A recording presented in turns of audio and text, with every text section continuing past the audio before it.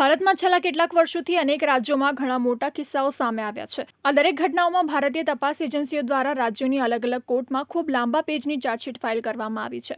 ભારતમાં સૌથી વધુ ચર્ચિત કેસોમાં ગુજરાતનો રાજકોટ ટીઆરપી ગેમ ઝોન હત્યાકાંડ તેમજ સુરતના સરથાણા વિસ્તારમાં થયેલ તક્ષશિલા અગ્નિકાંડ છે। તક્ષશિલા અગ્નિકાંડમાં કોચિંગ ઇન્સ્ટિટ્યૂટના 22 વિદ્યાર્થીઓના મોત થયા હતા। જોકે કોમર્શિયલ કોમ્પ્લેક્સમાં આગના 2 મહિના પછી પોલીસે ચાર્જશીટ દાખલ કરી હતી। 270થી વધુ સાક્ષીઓના નિવેદનો સાથે 4271 પાનાની ચાર્જશીટ ચીફ જ્યુડિશિયલ મેજિસ્ટ્રેટની કોર્ટમાં દાખલ કરવામાં આવ્યો હતો। જોકે હવે ગુજરાત અને સુરતના ઇતિહાસની સૌથી મોટી કોઈ ચાર્જશીટ હોય તો તે ઉધના પોલીસ દ્વારા દાખલ કરવામાં આવી છે। આ કેસમાં ઉધના પોલીસ એક્શનમાં આવી હતી અને તપાસ કરતા આરબીએલ બેંકની 3 શાખાઓના 8 કર્મચારીઓની ધરપકડ કરી હતી। પોલીસ તપાસમાં સામે આવ્યું છે કે આરોપીઓ નાણાંની ખોટી રીતે લેવડ દેવડ કરવા માટે કરંટ એકાઉન્ટ ખોલી આપતા હતા। અગાઉ પકડાયેલા આરોપીઓની તપાસમાં સમગ્ર મામલાનો ખુલાસો થયો હતો। આ કર્મચારીઓને તારીખ 8મી ઓગસ્ટ સુધીના રિમાન્ડ પર મોકલાયા હતા। હવે પોલીસે 7 કેસમાં 1.50 લાખ પાનાની ચાર્જશીટ કોર્ટમાં રજૂ કરી છે। ઉધના પોલીસે સાયબર ફ્રોડનો ગુનો નોંધ્યો હતો।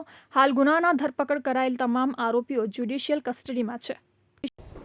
ગઈ તારીખ 22/5/2025ના રોજ ઉધના પોલીસ ઉધના વિસ્તારમાં વાહન ચેકિંગમાં હતી। એ દરમિયાન એક વ્યક્તિ મળી આવેલ શંકાસ્પદ, જેના વાહનનું તલાશી લેતા એમાંથી મ્યુલ અકાઉન્ટ્સના જે ડોક્યુમેન્ટ હોય એ મળી આવતા પોલીસને શંકા ગયેલી અને એના આધારે પોલીસે ઊંડાણપૂર્વકની તપાસ ચાલુ કરેલી, જેમાં કુલ 4 આરોપીઓની ધરપકડ કરવામાં આવેલી અને આરોપીઓ પાસેથી કુલ 165 બેંક અકાઉન્ટ મળી આવેલા, જેમાં એના ટ્રાન્ઝેક્શનો ચેક કરતા કુલ્લે 1550 કરોડ રૂપિયાના ટ્રાન્ઝેક્શન હતા। જેમાં ઊંડાણપૂર્વકની તપાસ કરતા આ આરોપીઓ સાથે આરબીએલ બેંકના કુલ 8 કર્મચારીઓ જે સંકળાયેલા હતા અને અલગ અલગ લાભ લઈ, નાણાકીય અને અન્ય લાભ લઈ અને આ ખાતા ખોલવામાં તેઓને મદદ કરતા હતા।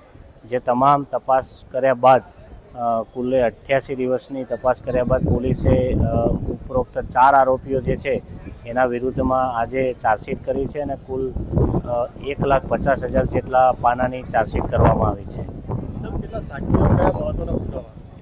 આ આખી સમગ્ર તપાસ દરમિયાન કુલ 200થી વધુ સાક્ષીઓ તપાસવામાં આવ્યા છે, તેમના નિવેદનો લેવામાં આવ્યા છે અને જે ખાતા ખોલાવવા માટે આરોપીઓની જે એમઓ હતી એ એમઓના પુરાવા મેળવવામાં આવ્યા છે અને પુરાવા આધારે જ આરોપીઓ વિરુદ્ધમાં ચાર્જશીટ કરવામાં આવી છે। અને જે 165 અકાઉન્ટ મળી આવેલા એમાં સમગ્ર ભારતમાં સાયબર પોર્ટલ ઉપર કુલ 2500 ઓનલાઈન કમ્પ્લેન રજીસ્ટર થયેલી છે, જેમાં ગુજરાતમાં 265 છે અને સુરત સિટીમાં કુલ 37 સાયબર પોર્ટલની કમ્પ્લેન પોલીસને તપાસ દરમિયાન મળી આવેલી છે।